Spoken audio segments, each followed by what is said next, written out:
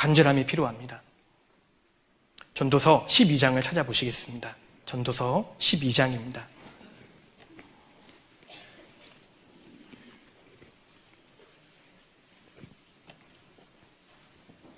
전도서 12장 11절입니다. 11절 한 구절을 같이 한번 읽어보시겠습니다. 지혜자의 말씀은 찌르는 채찍 같고 회중의 스승의 말씀은 잘 박힌 못 같으니 다 한 목자에 주신 바니라. 성경에 하나님 말씀을 두 가지로 비유하셨습니다. 찌르는 채찍 같고, 하나님의 말씀은 찌르는 채찍 같습니다. 우리가 말씀을 들을 때마다, 말씀을 읽을 때마다 말씀이 내 마음을 찔러야 합니다. 나 이렇게 살면 안 되는데. 오늘 말씀은 진짜 내게 하신 말씀이다. 그렇게 말씀을 듣는 분들이 말씀을 제대로 들으시는 겁니다. 성령의 감동이라고 할 수 있습니다. 그리고 하나님 말씀은, 회중의 스승의 말씀은 잘 박힌 못 같으니, 그렇게 말씀하셨습니다. 하나님 말씀이 귀에 들릴 때 귓전을 스치고 지나가는 것이 아니라 우리 마음에 잘 박힌 못과 같아야 한다는 것입니다. 앞정 100개가 몇 개 박혀 있어도 잘 박힌 못 하나만큼 튼튼할 수 없습니다. 마찬가지로 세상의 잡다한 지식을 수백 가지 알고 있다 할지라도 그것은 내 인생을 변화시킬 수 없습니다. 하나님의 말씀, 단 한 구절의 말씀이라도 그 말씀이 내 마음 가운데 심기워졌을 때 내 생각은 바뀌고 내 인생은 바뀌게 되는 것입니다. 단 한 구절의 말씀이 내 인생을 바꿉니다. 말씀을 마음에 박는 사람, 그 사람의 인생을 하나님께서 견고하게 만들어 주실 것입니다. 말씀을 견고하게 붙잡는 사람, 하나님이 그 인생을 붙잡아 주실 것입니다. 말씀을 가장 높이는 사람, 하나님께서는 그 사람의 인생을 높여 주실 것입니다. 말씀을 앞세우는 사람, 그 사람의 인생을 주님이 존중히 여겨주신다는 겁니다. 노아 시대의 대부분의 사람들은 말씀을 짓밟았습니다. 그 결과 하나님도 그들을 짓밟았습니다. 말씀을 끝까지 믿었던 노아의 식구들은 하나님께서 높여주셨습니다. 마지막 시대도 마찬가지입니다. 지금도 많은 사람들이 말씀을 밟고 있지만 하나님께서는 그들을 영원히 버려두실 것입니다. 그러나 말씀을 붙잡는 사람, 말씀을 믿는 성도들은 주님이 장차 재림하실 때 올려주실 것입니다. 천지는 없어지겠으나 내 말은 없어지지 아니하리라. 사실 엄청난 말씀이라고 할 수 있습니다. 이 말씀이 정말 하나님 말씀이라면 이 말씀의 운명을 거는 것이 지혜입니다. 나는 내게 말씀하신 그대로 되리라고 하나님을 믿노라. 사도 바울의 고백이었습니다. 그 고백이 우리의 고백이 되어야 하는 것이 마땅하리라 생각합니다. 세 번째로 주님께서 제자들에게 하셨던 말씀을 또 찾겠습니다. 이 말씀도 사실 놀라운 말씀이라고 할 수 있습니다. 마태복음 18장입니다.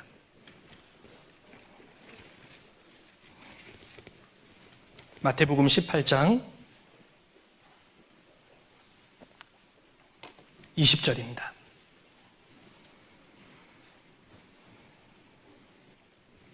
(20절) 한 구절도 같이 한번 읽어보시겠습니다. 두세 사람이 내 이름으로 모인 곳에는 나도 그들 중에 있느니라. 이 말씀은 정말 놀라운 말씀이라고 할 수 있습니다. 두세 사람이 내 이름으로 모인 곳에는 나도, 주님도 그들 중에 있느니라. 그렇게 말씀하셨습니다. 예수님 공생의 당시에 누구든지 은혜와 진리 대신 주님께 나오면 모든 문제를 해결받을 수 있었습니다.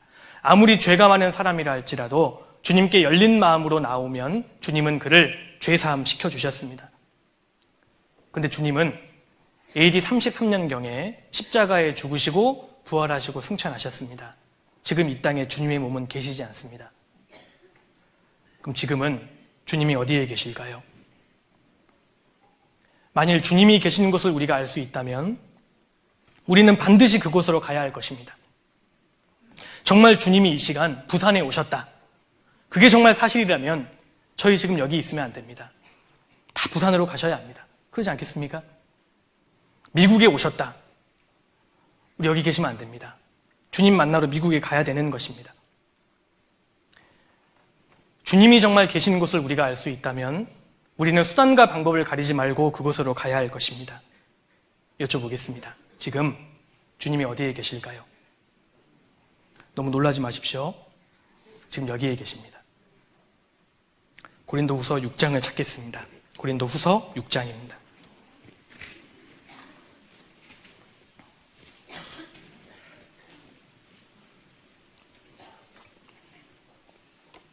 (6장) 16절입니다. 제가 읽어드리겠습니다. 하나님의 성전과 우상이 어찌 일치가 되리요? 우리는 살아계신 하나님의 성전이라. 이와 같이 하나님께서 가라사대, 같이 읽겠습니다. 내가 저희 가운데 거하며 두루 행하여 나는 저희 하나님이 되고 저희는 나의 백성이 되리라 하셨느니라. 놀라운 말씀입니다. 구원받은 사람들의 무리 가운데 만복의 근원 되신 주님이 계신다는 것입니다. 주님은 신약시대에 구원받은 사람들의 무리, 즉 교회 가운데 계신다고 약속하셨습니다. 내가 저희 가운데 거하며 두루 행하여, 거하실 뿐만 아니라 두루 행하시겠다고 말씀하셨습니다. 두루 행하신다는 말씀은 주님께서 바쁘게 다니시면서 교회의 이론인 한 사람 한 사람의 마음을 어루만지시고 그 인생을 걸작품으로 바꾸어 가신다는 말입니다. 주님이 지금 여기 계십니다. 이 천지를 말씀으로 창조하신 그 주님이, 나를 죽기까지 사랑하신 그 주님이 지금 여기 계십니다. 두세 사람이 내 이름으로 모인 곳에는 나도 그들 중에 있느니라. 충격적인 말씀이라고 할 수 있습니다. 그래서 구원받은 그리스도인은 주님의 몸된 교회 가운데, 주님이 함께 하시고 역사하시는 교회 가운데 내가 정말 거하고 있는가? 그 문제를 분명히 하지 않으면 안 됩니다. 이 문제만큼은 반드시 확고하게 해야 되는 것입니다. 골로새서 2장 넘겨보시겠습니다. 골로새서 2장입니다.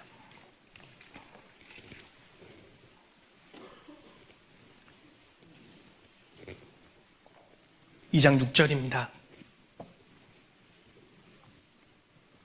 그러므로 너희가 그리스도 예수를 주로 받았으니 그 안에서 행하되 그 안에 뿌리를 박으며 세움을 입어 교훈을 받은 대로 믿음에 굳게 서서 감사함을 넘치게 하라. 사도 바울께서 골로새 성도들에게 다음과 같이 교훈하셨습니다. 6절에 그러므로 너희가 그리스도 예수를 주로 받았으니, 이것은 우리가 구원받을 때 이미 우리 마음 가운데 이루어진 사실입니다. 구원받은 사람은 예수 그리스도를 내 구세주뿐만 아니라 내 주로 받아들였습니다. 구원을 받은 사람은 6절 끝부분입니다. 그 안에서 행하되 그 안에 뿌리를 박으며 세움을 입어 교훈을 받은 대로 믿음에 굳게 서서 감사함을 넘치게 하라. 이제 주님의 몸된 교회 가운데 뿌리를 박아야 한다는 것입니다. 성경에 보면 주님의 교회 가운데 보이지 않는 강이 흐른다는 것을 우리가 알 수 있습니다. 교회에 보이지 않는 강이 흐르고 있고 구원받은 한 사람 한 사람은 이제 그 강가에 심기운 나무입니다. 심기워져야 합니다. 심기워지되 제대로 심기워져야 합니다. 제대로 심기기 위해서는 뿌리를 박아야 합니다. 의인은 종려나무와 같다고 말씀하셨습니다. 종려나무는 사막에서도 잘 자라는 나무입니다. 그 비결을 알아봤더니 뿌리를 아주 깊게 내리는데 약 150m에서 200m 정도 내린다고 하지 않습니까? 뿌리를 깊게, 넓게 내리니까 척박한 광야에서도 존재할 수 있습니다. 의인은 종려나무와 같다고 말씀하셨습니다. 구원받은 그리스도인은 주님이 함께 하시는 교회 가운데 뿌리를 박아야 합니다. 뿌리를 박되 넓고 깊게 내리는 것이 필요합니다. 그러면 교회로부터 오는 모든 양분을 공급받을 수 있고 신앙이 빨리 성장할 수 있는 것입니다. 그러면 그 인생은 굳게 서게 되고 감사함을 넘치게 할 수 있습니다. 두세 사람이 내 이름으로 모인 곳에는 나도 그들 중에 있느니라. 놀라운 말씀이라고 할 수 있습니다. 성경 전체가 그러한 스토리로 구성되어 있습니다. 아가서를 보면 솔로몬과 술람미 여인의 사랑의 이야기를 잘 묘사하고 있는 그러한 성경이 아가서라고 할 수 있습니다. 그런데 단순히 남녀의 사랑의 이야기가 아니라 우리 주님과 사랑의 관계에 있는 구원받은 성도의 관계를 잘 묘사하고 있는 성경이 아가서라고 할 수 있습니다. 아가서의 시작은 솔로몬과 술람미 여인의 입맞춤으로 시작하지 않습니까? 주님을 내 사랑의 대상자로 받아들이는 사람, 주님과 입맞췄던 사람, 그 사람은 신앙생활의 시작이 되는 것입니다. 주님과 입맞춘 사람을 주님이 어디로 데려가십니까? 아가서를 자세히 읽어보면 가장 먼저 침궁으로 데려가십니다. 침궁은 은밀한 자리입니다. 주님의 개인적인 사랑을 나누는 자리, 주님과의 사랑을 풍성히 깨닫게 해주는 자리가 침궁입니다. 주님이 침궁으로 이끄는 성도를 그 다음에 아가서 2장이 이끄시는 곳이 있습니다. 잔치집입니다. 침궁은 개인적인 자리였다면 잔치집은 공적인 자리입니다. 잔치집에는 많은 사람들이 있습니다. 성경에서 교회를 잔치집이라고 표현하셨습니다. 베드로후서 2장에 사도 베드로는 교회를 연회라고 표현했습니다. 잔치집입니다. 잔치집에는 다른 사람들도 많이 있고 또 잔치집에 무엇이 많이 있습니까? 먹을 것이 많이 있습니다. 예전에 분들은 잔치집에 드시러 가셨지 않습니까? 교회에 왜 오십니까? 드시러 오시는 겁니다. 지금 열심히 드시고 계십니까? 간식 말고요. 말씀을, 주님의 사랑을, 형제자매들의 간증을 통해서 주님의 마음을 공급받아야 합니다. 잔치집입니다. 한 사람이 주님을 사랑의 대상자로 받아들이고 침궁으로 갔던 성도는 반드시 잔치집으로 가야 합니다. 교회입니다. 그리고 잔치집을 경험한 성도를 주님이 어디로 데려가셨습니까?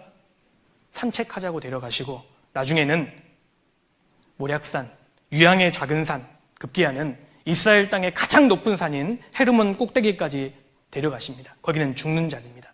주를 위해 수고하고 주를 위해 봉사하고 주를 위해 심지어 죽는 자리까지 데려가시는 겁니다. 잔치집에서 열심히 먹은 사람은 이제 주를 위해 일해야 되는 것입니다. 이런 식으로 성경의 스토리는 전개됩니다. 엘리야가 엘리사에게 선지자직을 계승할 때 가장 먼저 데려갔던 곳이 있습니다. 길갈입니다. 그 다음에 베델입니다. 그 다음에 여리고로 데려갑니다. 마지막에 요단으로 데려가지 않습니까? 우리의 신앙생활입니다. 길갈은 육체의 할례를 받는 대표적인 곳이었습니다. 구원받는 겁니다. 구원받은 사람을 주님은 베델로 데려가십니다. 베델은 하나님의 집입니다. 하나님의 집은 교회라고 되어 있지 않습니까? 그리고 여리고로 데려가십니다. 여리고는 말씀으로 여리고성을 무너뜨렸던 역사적인 자리입니다. 교회 안에서 순종을 배우게 하십니다. 그리고 마침내 요단으로 이끄십니다. 요단은 죽음을 가리킵니다. 주를 위해 일하는 자리, 주를 위해 희생하는 자리, 심지어 주를 위해 죽는 자리까지 데려가시는 겁니다. 신앙생활이 그와 같습니다. 신약성경은 어떻게 기록되어 있습니까? 사도 바울이 기록한 교회 서신의 순서가 이렇게 되어 있습니다. 먼저 로마서가 나옵니다. 로마서는 사람이 믿음으로 구원받는다는 진리를 가장 논리적으로 설명하고 있는 성경입니다. 그 다음에 고린도 전후서입니다. 고린도 전후서는 구원받은 사람이 교회 가운데에서 생활하는 가운데 많은 문제가 발생하는데 그 문제를 어떻게 대처해야 되는지 실제가 기록되어 있습니다. 갈라디아서는 오직 믿음으로 구원받는다는 진리를 다시 한번 설명하고, 에베소서는 교회입니다. 빌립보서는 교제입니다. 골로새서는 교제 가운데 계신 주님이 얼마나 위대하신지를 설명하고 있고, 데살로니가 전후서는 재림입니다. 한 사람이 믿음으로 구원받고 교회에 거하면서 교제 안에 함께하면서 주님이 얼마나 위대하신 분인지를 경험하다가 주님 재림을 맞이한다. 그거 신앙생활 아닙니까? 주님이 함께 하시는 자리가 있습니다. 교회입니다. 마귀는 절대 구원받은 사람 한 사람을 두려워하지 않습니다. 마귀가 그토록 증오하고 혐오하는 존재가 있습니다. 무엇일까요? 교회입니다. 교회만 없으면 되는 것입니다. 교회의 마음만 나눠지면 되는 것입니다. 그러면 주님의 역사는 나타나지 않습니다. 그 사실을 마귀는 잘 알고 있기 때문에 지금도 교회를 공격합니다. 교회를 외부적으로 공격하기도 하고 내부적으로도 반드시 공격한다는 것입니다. 주님이 이 가운데 함께 하신다는 것을 우리가 믿을 필요가 있습니다. 출애굽기 20장 넘겨보시겠습니다. 출애굽기 20장 24절입니다. 여기에 놀라운 말씀을 하셨습니다. 출애굽기 20장 24절입니다. 내게 토단을 쌓고 그 위에 너의 양과 서로 너의 번제와 화목제를 드리라. 같이 읽겠습니다. 내가 무릇 내 이름을 기념하게 하는 곳에서 내게 강림하여 복을 주리라. 내가 무릇 내 이름을 기념하게 하는 곳에서 내가 강림하여 내게 복을 주리라. 이 말씀이 마태복음 18장 20절과 동일한 말씀입니다. 그리스도인들이 주님의 이름으로 모여서 주님의 이름을 기념하는 자리에 실제로 주님이 강림하십니다. 우리가 주일에 이렇게 함께 모이는 자리에, 수요일에 함께 모이는 자리에, 구역별로 함께 모이는 자리에 주님이 진짜 강림하시는 겁니다. 주님을 만날 수 있는 사람, 주님을 접촉할 수 있는 사람은 반드시 복을 받게 됩니다. 그래서 아무리 강팍하게 보이는 가족이라 할지라도 주님이 역사해 주시면 마음이 바뀌지 않습니까? 하나님이 그렇게 하신 겁니다. 주님이 실제로 강림하십니다. 마음에 많은 문제를 갖고 있는 성도라 할지라도 교제 가운데 오면 문제가 해결되지 않습니까? 구원받은 무리 가운데 주님이 함께 계시기 때문입니다. 그래서 신앙의 중심이라는 것은 시간을 투자하는 것을 말합니다. 주님이 진짜 그곳에 함께 하시고 주님을 만날 수 있는 자리라면 우리가 무엇을 다 제쳐두더라도 우선적으로 그곳에 참석하는 것이 맞을 것입니다. 두세 사람이 내 이름으로 모이는 곳에는 나도 그들 중에 있느니라. 주님이 그렇게 말씀하셨습니다. 이것도 사실 놀라운 말씀입니다.